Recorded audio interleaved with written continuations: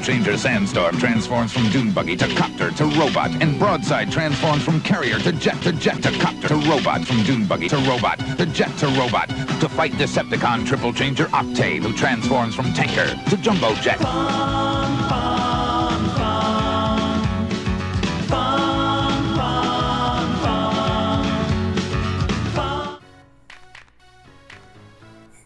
Alright. Alien Queen. Check this out though. Get the arms like that. Put them there like that. Let's say like that, right? And then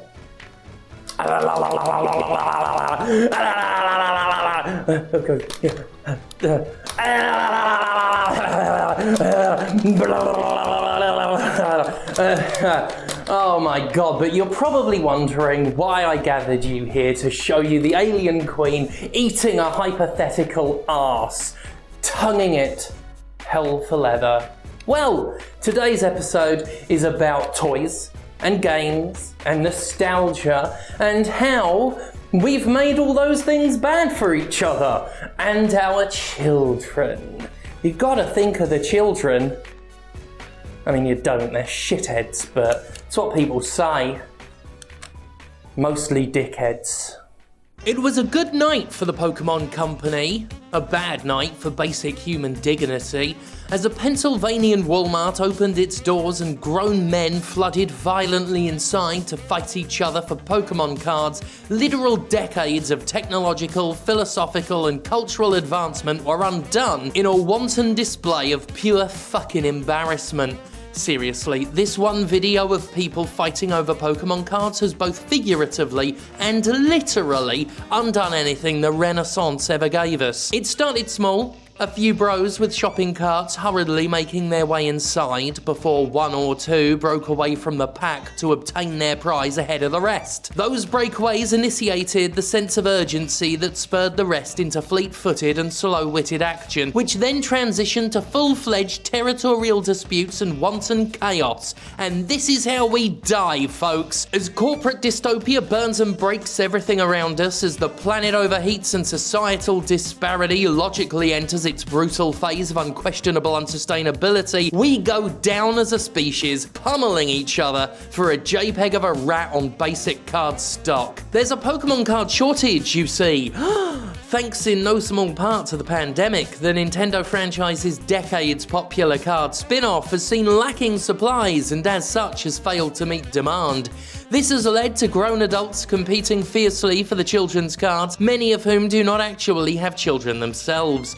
Like locusts, they swarm any yielding source of Pokemon cards, skittering away once the shelves are stripped bare of precious resources, leaving the unfortunate behind to starve in their devastating wake. In fairness, an actual swarm is metaphorical for the most part. While Pokemon cards are indeed ridiculously hard to get right now and customers are fighting each other for the scraps, actual physical altercation or wild crowd rushes are more of an exception. However, the rush itself is still real, the competition is still fierce, and the shame at what we've become, at least for me, is downright palpable. Making the shortages worse are those who have been buying up all the cards to resell at a ludicrous premium.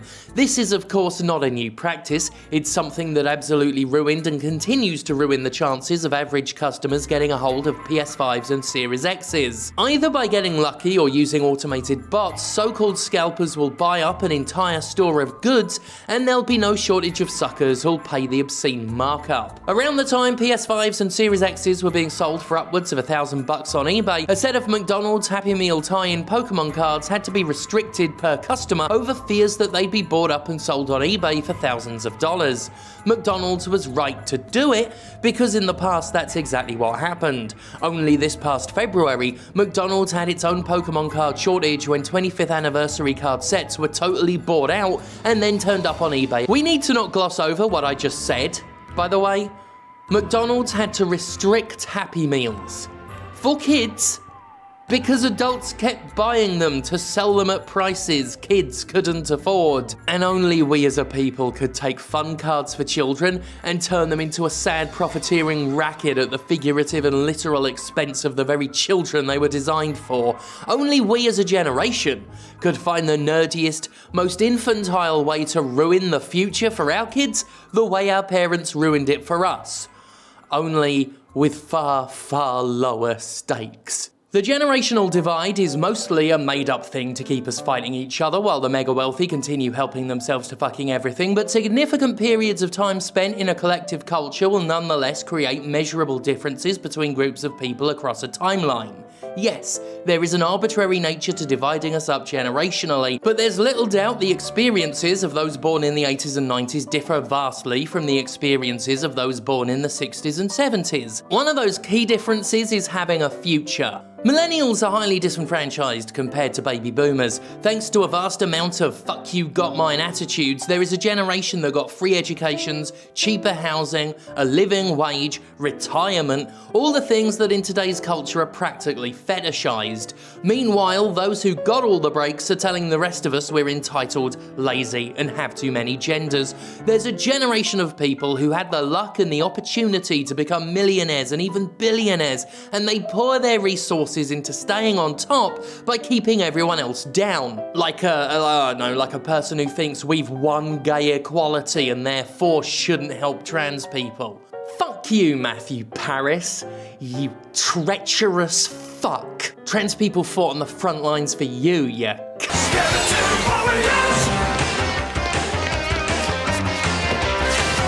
These fuckfaces are aided and abetted by those who never became anywhere near as successful but continue to believe the outright lie of the American dream and have tricked themselves into believing they'll be wealthy too one day if they just keep simping for avaricious vulturine monsters. Millennials have been accused of killing every single industry in existence, according to at least a decade of think pieces, mostly by older millennials who think that millennials are still all just teenagers even though the eldest among us are pushing 40, not me, definitely not me. Yet more of these think pieces come from the baby boomer generation, who sneer at kids for being too lazy to afford things like golf and diamonds when they're just trying to make rent. Seriously, I've seen a "millennials are killing the diamond industry" headline before. Like, that fucking matters. Like, we're thinking about diamonds. These articles are stupid. The people who write them, mere tools of a socio-economic system that benefits greatly from pitting us against each other.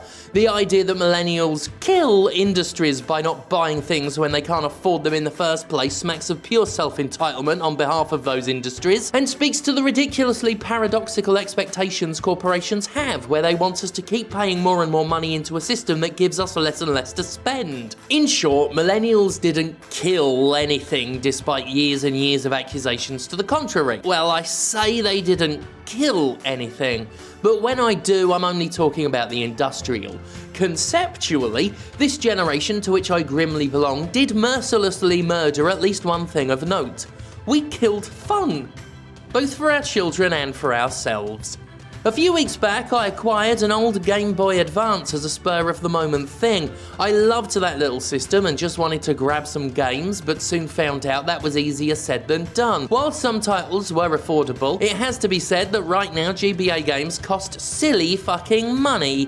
I mean, we're talking about thousands for some of the most expensive ones. A boxed copy of the Minish Cap can be found for $2,500, while Final Fantasy Tactics Advance can cost around $3,000. Unsurprisingly, the biggest offender here is Pokemon. So yeah, if you're the parent of a young kid who you think might have fun playing some retro systems, be aware, you might get completely put off and just start running emulators instead, like I did.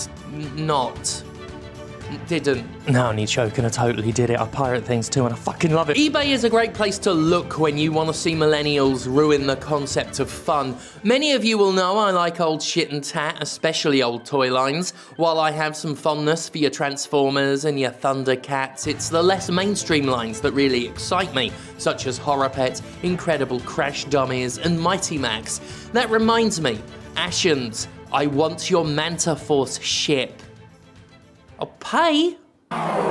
Mantophos. Having spent some time acquiring plenty of these toys for Stephanie Sterling's Heaving Toy Chest, which I've got to do for the name alone, I've gotten to see millennials not just ruin fun for kids, but for each other in real time. Toy collecting among people my age is not uncommon, and it's not just because of midlife crises, though that's doubtless part of it.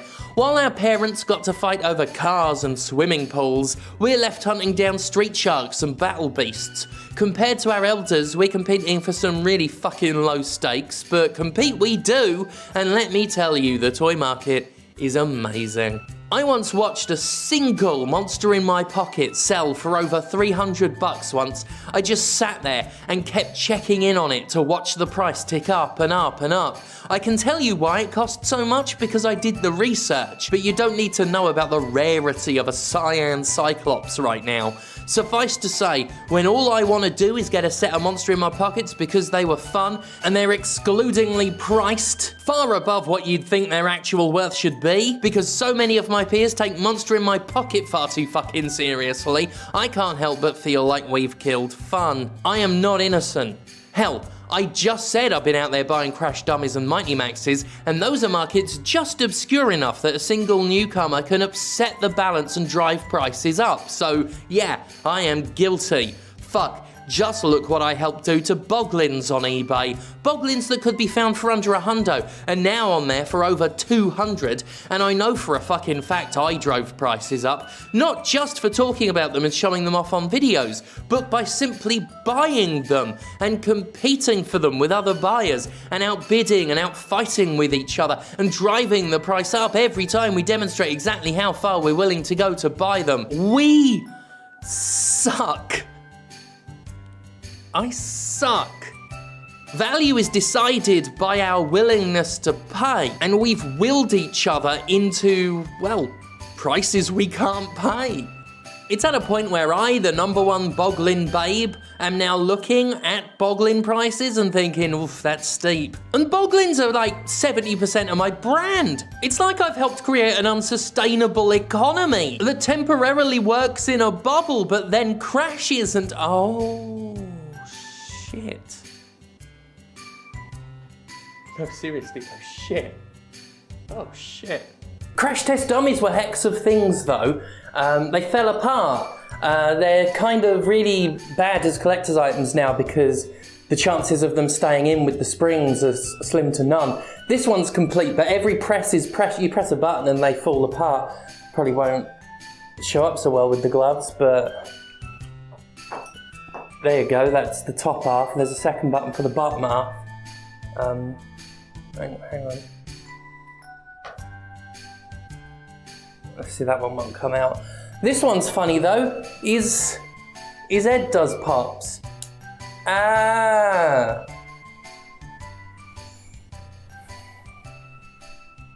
It's something to do as you approach middle age, innit? We made toys serious fucking business, emphasis on both serious and business. And what's amazing is that in many of these markets, we don't even need capitalists to pervert our childhood memories and make us miserable anymore. We've taken the training wheels off and we're doing it to each other. Bobby Kotick isn't on eBay bidding for fucking Transformers. Elon Musk isn't buying all the Pokemon cards.